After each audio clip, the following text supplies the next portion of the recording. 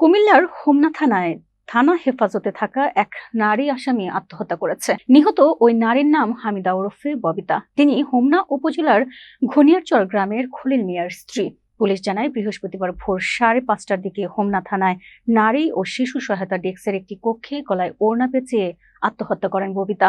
হোমনা থানার officer in charge Morshedul Islam Chowdhury জানান, বুধবার সকালে ববিতা তার সতীনের 11 বছর বয়সী ছেলে সাইমনকে ছুরিকাঘাত করে গুরুতর আহত করেন। এ ঘটনায় শিশুটির নাড়ি ভুঁড়ি বের হয়ে যায়। প্রথমে তাকে হোমনা উপজেলা স্বাস্থ্য কমপ্লেক্সে নেওয়া হয় এবং পরে অবস্থার অবনতি হলে ঢাকা মেডিকেল কলেজ হাসপাতালে পাঠানো হয়। বর্তমানে শিশুটি ঢাকা মেডিকেল কলেজ হাসপাতালে চিকিৎসাধীন রয়েছে। ঘটনার পর স্থানীয় লোকজন ববিতাকে আটক করে একটি গাছের সঙ্গে বেঁধে রাখে। খবর পেয়ে পুলিশ বুধবার বিকেল 5টার দিকে ঘটনাস্থলে গিয়ে তাকে উদ্ধার করে থানায় নিয়ে আসে। পরে আহত সাইমনের চাচা স্বপন মিয়া বাদী হয়ে ওই রাতেই হোমনা থানায় একটি মামলা দায়ের করেন। অফিসার ইনচার্জ আরো জানান, ববিতার সঙ্গে তার 4 বছরের একটি শিশু ছিল। এজন্য তাকে নারী ও শিশু সহায়তা ডেস্কে রাখা হয়েছিল। ওই কক্ষে তার সঙ্গে আরো একজন নারী আসামি ও একজন নারী গ্রাম্য পুলিশ ছিলেন।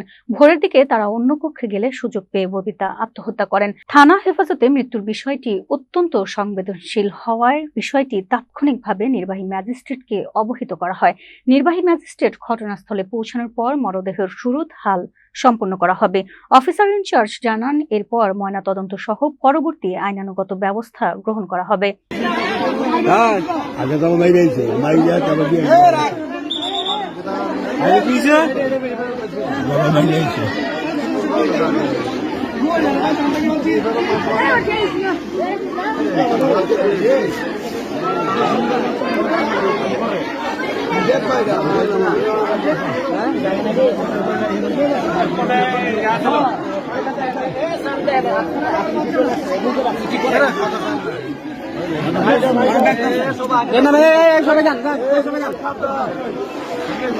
মোবাইল সাবধান